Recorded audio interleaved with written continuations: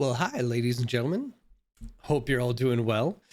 This is a little video I wanted to put together to kind of show off my streaming setup here. Because I've had a couple people now ask, how exactly do you do all the stuff you do for your D&D sessions? What kind of equipment do you have? What do you use? All that kind of fun stuff. So I thought I'd try and do a basic little rundown of what I've got going here.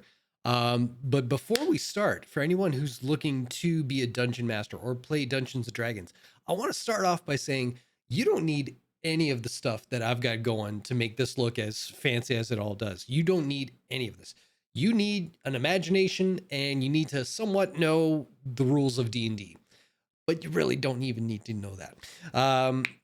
I'd say you could watch one episode of any of the D&D streams that are out there right now, and you are away to the races. You can ask any of my players. Most of my knowledge doesn't come from the books that I've read. It comes from watching Critical Role damn near 24/7 if I have my way. So as long as you have an understanding of how the game works, you just roll with it. Pardon the pun. All right. So where to begin? I'm gonna have two cameras going. I've got my little iPhone set up to kind of do a point of view kind of shot, and then I'll have my face somewhere else as we talk. So let's get into it. All right. So I think the first thing I want to show off is over here is the PC that I've got going here. Now this is a brand new thing. I didn't always have this set up. Before I just had like a very standard gaming PC, nothing too fancy or anything like that. But this year was very kind to me financially.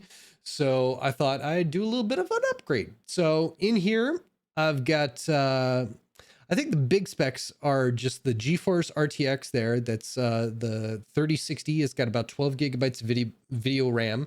And that's what's processing most of the stuff that I'm doing on Streamlabs.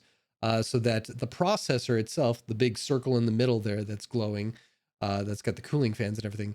The processor is an AMD 5900, I think.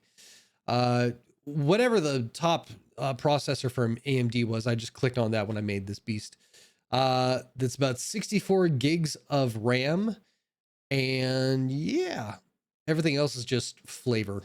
I mean, everything else is like lighting up and glowing and all that. It's just for fun stuff. Then we come along here and we've got this bad boy. This is the thing I get asked about the most, which is the mixer that I'm using and the voice effects. So this is a Go XLR mixer and voice modulator. So pretty much if we get in on there, you can see that I've got my main mic here. I've got the music here.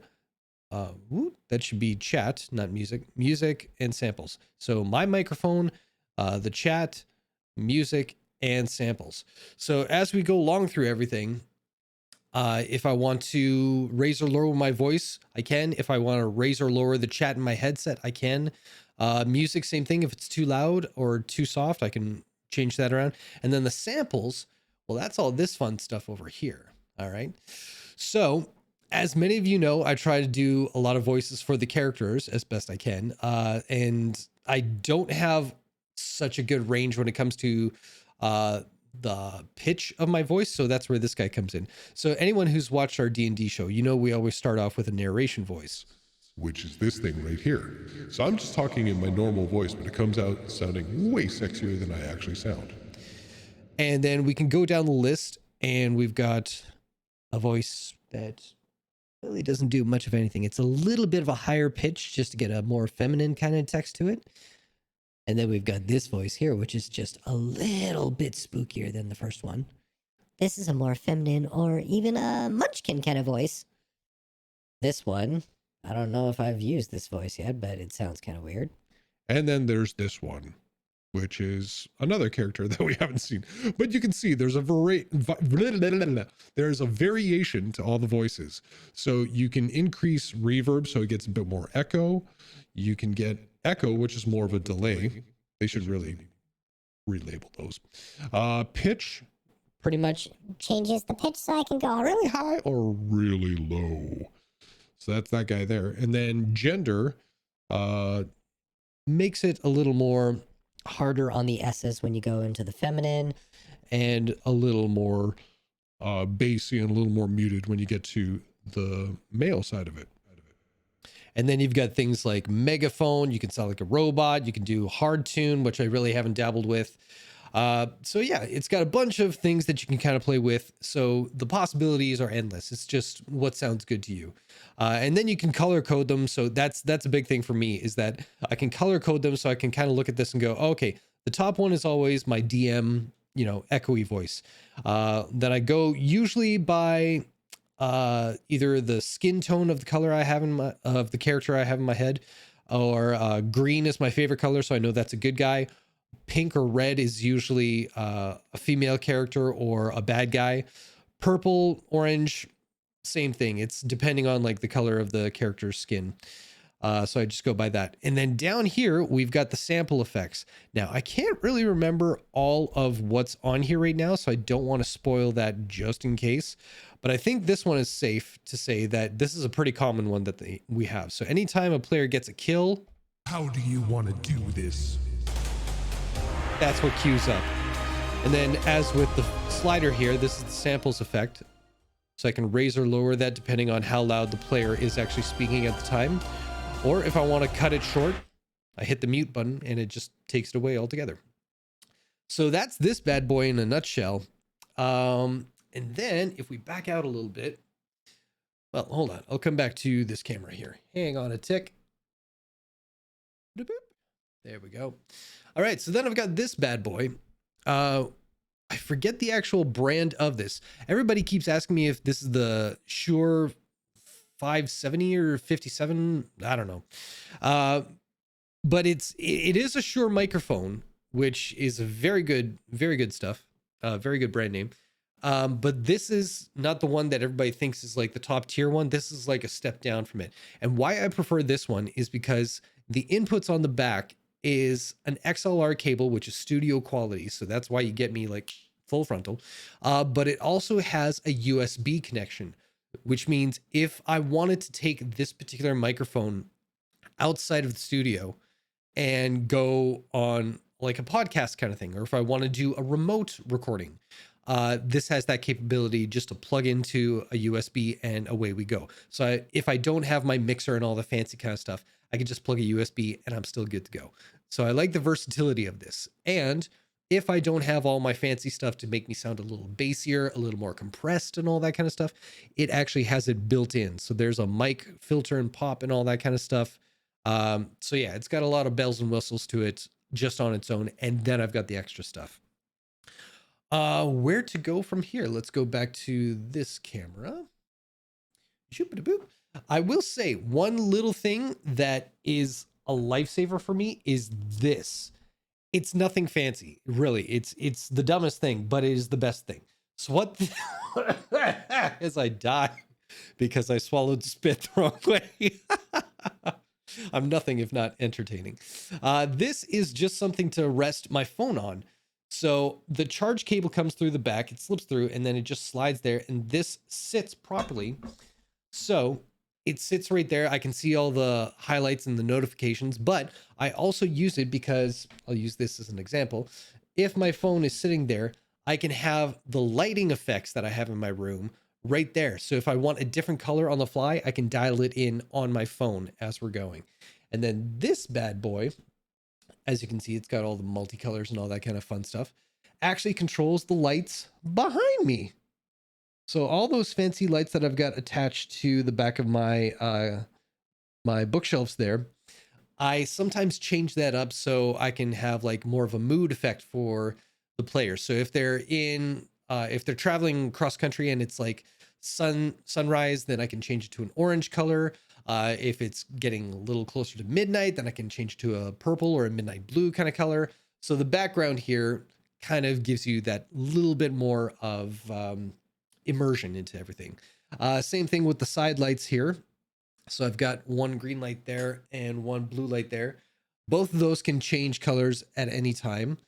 And again, it's just a matter of like ducking down there and grabbing something and then, clicking it away and away we go.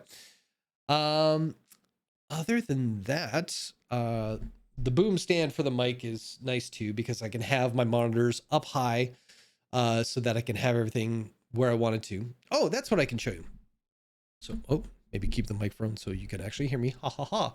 What do I have on my screens, folks? Well, it's a little discombobulating when I look at that one, but basically, this right here, this whole thing is the software that I use to do streaming. So this is Streamlabs. I know they're in hot water for doing some pretty shady business stuff, but until I can figure out another program, this is what I'm working with. So this is all the fun stuff that when I click any of these buttons or switch scenes, it has funky kind of transitions. So I can go from here. Oh, it's making me a liar because I'm clicking on the screen and not the actual thing. So yeah, it does transitions like that into this. All right. So that's where all the magic happens here. And then over here, you specify like what sources are coming in. If it's the main camera, the iPhone, what microphone, Spotify, if I'm using music. And each one of those has a different thing that's going to allow what audio is coming through, what video is coming through, what transitions it does, all that kind of fun stuff. So that's where the magic happens. To the left of that is the actual script for each show. So I am at about 1,563 lines of script so far in the show. And I think I did the math the other day. I have something crazy like we're only like 7 or 8. No, we're at our 10th live episode so far. And I counted it up the other day. I think I've done like 43 different voices or 43 different characters. It's just insane. Anyway, so I like to have the script here so that my eye line is not too far away from the actual camera. So if I'm trying to talk and have a conversation with my players, they're right there. And I can easily look up as if I was talking directly to them. And then I can check with my notes here to see what is happening. And it's a great tool to have. I mean, if you don't have a script going forward in D&D, you are much, much more ballsy than I am. But yeah, there's little things that I do for any DMs. You can look through this kind of stuff and, little tidbits here and there. When it's an enemy, I like to put them in red. So if I need to look at like, oh, what's some information about that character that I need to know right off the hop, then I know, okay, if it's an enemy, it's red. I get some basic things like basic attacks that they can do, cool things that they can do, their AC, their hit points, all that fun stuff. Green is usually for good characters or NPCs that are friendly to the characters. So I know to look for them. And then green, if it's speech text, I highlighted it all in the same color as the NPC. So if it's a villain, then it's highlighted in red. If it's a good person, then it's highlighted in green. Locations are usually orange. So I put those in orange. And then I think, where's a good example of it? Yes, if there's going to be something like a big bullet point, I usually put it in yellow, so it just pops on the thing there. And the reason why the background is all black is just so I don't have an extra light source coming in and making things a little brighter than they need to be. Plus, it's a little easier on my eyes too. So yeah, that's the script. And then typically right here, we usually have the Discord video going up. So this is where I can see everybody. We used to use bots for the music, but that was just way too problematic using those. So thankfully, we got a solution to that. But typically, this is what I see now whenever we're playing, all their friendly, lovely faces. And then, yeah, I just take screenshots or not screenshots. What is it?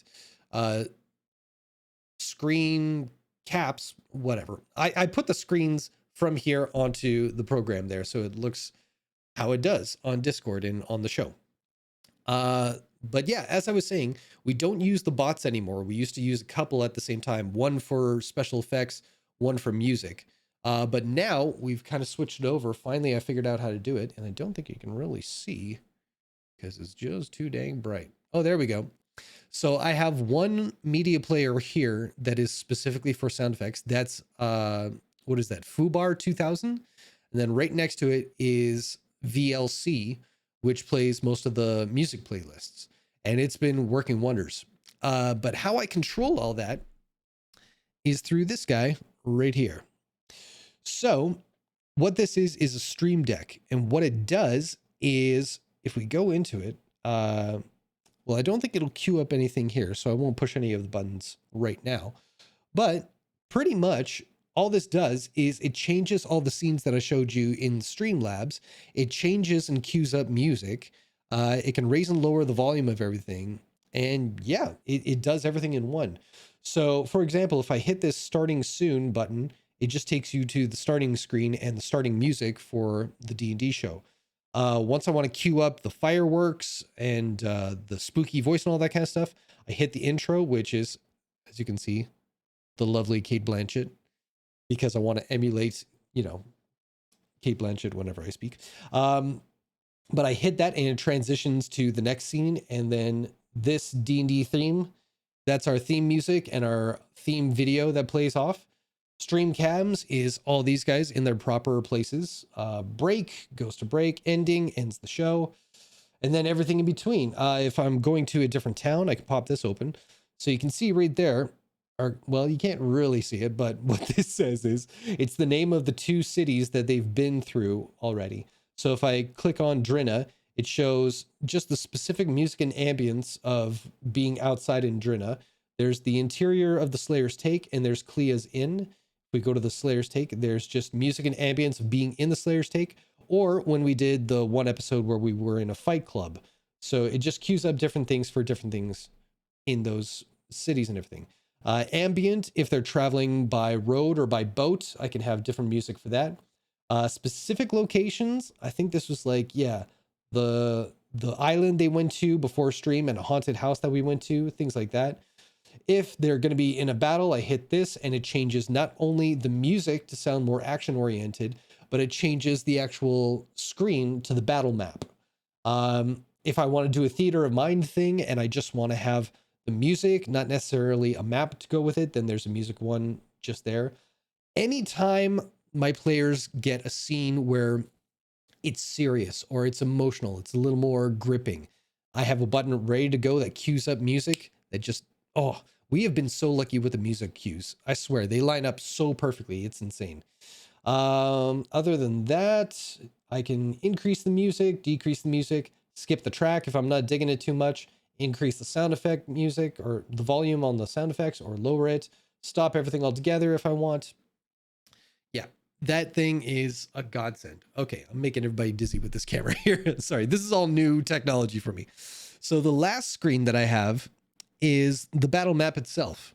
And as you can see, we have Roll20 already installed there. So anytime the players click an attack or anything that they're trying to do, like a check of strength or dexterity or anything like that, they roll it on their D&D Beyond sheets and it shows up in Roll20, which is the program that has the battle map and everything.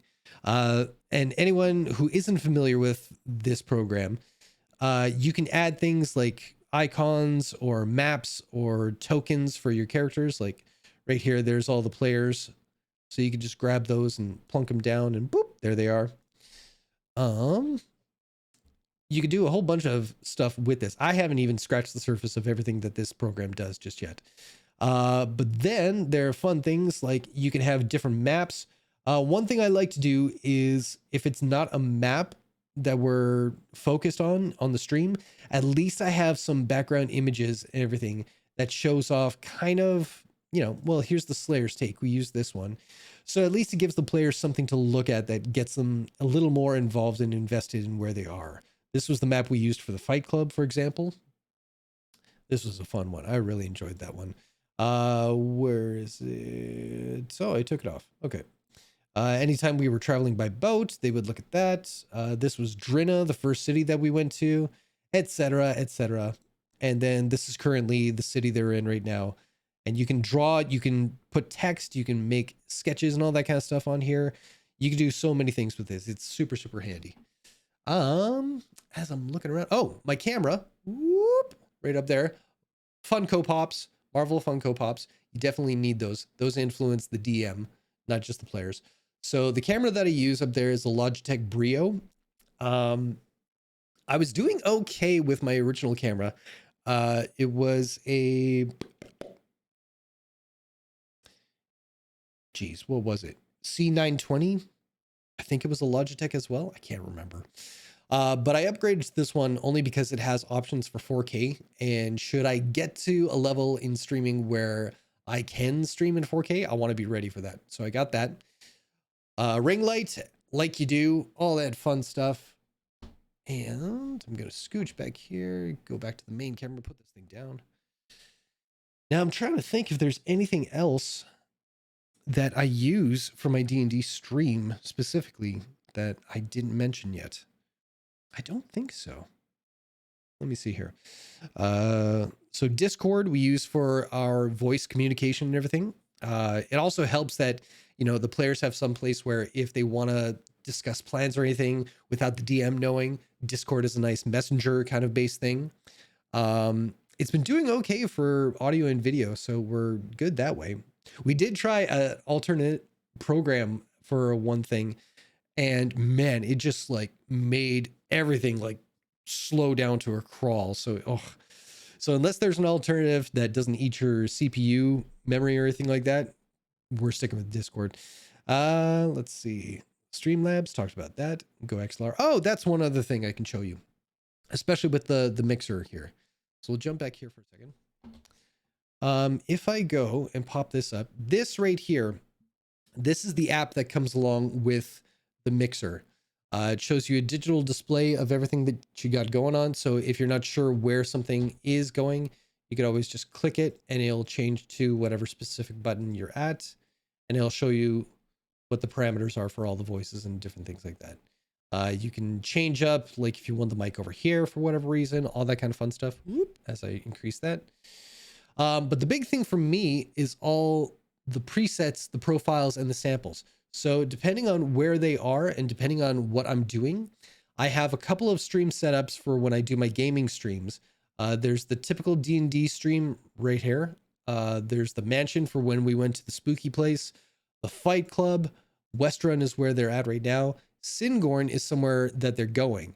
So anytime I click on one of these, it loads up different voices. It loads up different sample sounds. It loads up different levels for all the switches and everything like that. So that's super fun. The samples are all the buttons here that queue up things like, how do you want to do this? And just like spooky little things, little knocking noises, you know, anything you want to come up with. I got the sample of the alien face hugger for one particular scene in the haunted house thing we did. Super fun. So I haven't done these as much as I'd like to, but that may change in the future. And then presets, this is where I stash all the voices. So if at any given moment my players say, oh, we want to talk to so-and-so, and it's not already loaded up on the mixer, I can easily grab one of these and drag it to one of the open voice slots, and bam, I've got them loaded up. So that is super, super handy. Aside from that, everything else is more technical jargon, but that's the big things I use for D&D. So let's jump back. Whoop. I think that might be about it. Yeah. So that's all the things I use to kind of make D&D a little more interesting for all my players and all of you folks at home. If you have any specific questions or comments about anything that I'm using, how to do certain things, I'd be more than happy to answer any of those questions. If you do want to get more technical, by all means, you can hit me up on social media, ask me a few questions, or wherever you're watching this video, you can leave it in the comments section and I'll be sure to get back to you. Other than that, hope this helps. Again, I want to emphasize, you don't need any of this stuff. You don't need any of this stuff to do D&D. You just need some people willing to play and a good imagination. The rest will figure itself out. All right. I'm going to go to sleep finally. You folks have a good night. Bye-bye.